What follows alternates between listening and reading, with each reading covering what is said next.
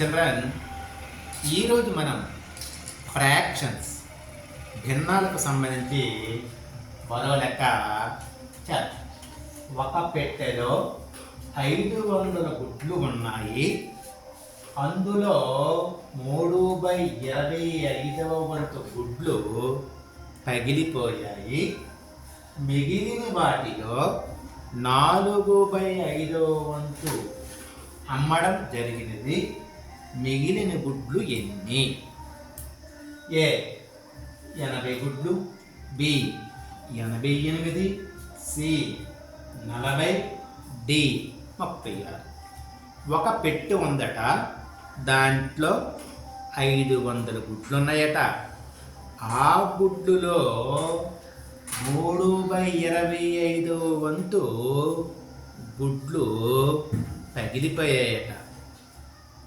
పగిలిపోయిన గుడ్లు తీసిన మిగిలిన గుడ్లు ఉంటాయి కదా, మంచి గుడ్లు. ఆ మంచి గుడ్లులో 4/5వ వంతు గుడ్లు అమ్మడం జరిగిందట. ఇంకా ఎన్ని గుడ్లు ఉంటాయి అని అడిగారు. చూడండి, పెట్టెలో గల గుడ్లు సంఖ్య 500. ఓకేనమ్మా?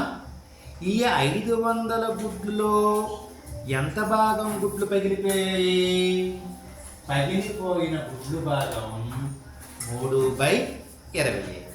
ఓకే, భాగమైతే తెలిసింది, కానీ ఎన్ని గుడ్లు పగిలిపోయాయి అంటే పగిలిపోయిన గుడ్ల సంఖ్య = 500 × 3/25. 25 ఒకట్లు 25, 25 2 50. ఈ ప్రక్కన 0 ఉంది కదమ్మా, ఆ 0 వేసుకుంటే 20 మోల్ 60 గుడ్లు పగిలిపోయాయి. ఎన్ని గుడ్లు పగిలిపోయాయి? 60 గుడ్లు పగిలిపోయాయి. 500 గుడ్లలో 60 గుడ్లు పగిలిపోయాయి. ఇంకా ఎన్ని పగలని గుడ్లు ఎన్ని ఉన్నాయి అంటే ఈ 500 నుంచి 60 గుడ్లు తీసివేస్తే 440 గుడ్లు ఉన్నాయి. ఇవి మంచి గుడ్లు. ఈ మంచి గుడ్లులో అమ్మిన భాగం ఎంత?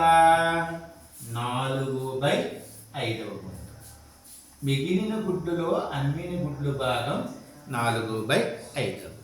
ఓకే, 4/5వ వంతు కరెక్టే. కానీ ఎన్ని గుడ్లు అమ్మడం జరిగింది అంటే అమ్మిన గుడ్లు సంఖ్య = 440 × 4/5. సో 5 ఒకట్లు 5, 5 8 40. 44 తీసుకున్నా, 40 పెట్టింది, ఇంకా 4 ఉంది. 4 ప్రక్కన 0 తీసుకుంటే మరలా 44 అయింది. 5 40 అయింది.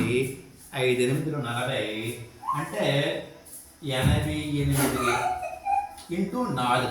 88 × 4 అంటే 352 గుడ్లు అమ్మడం జరిగింది. ఈ 60 గుడ్లు పగిలిపోయాయి.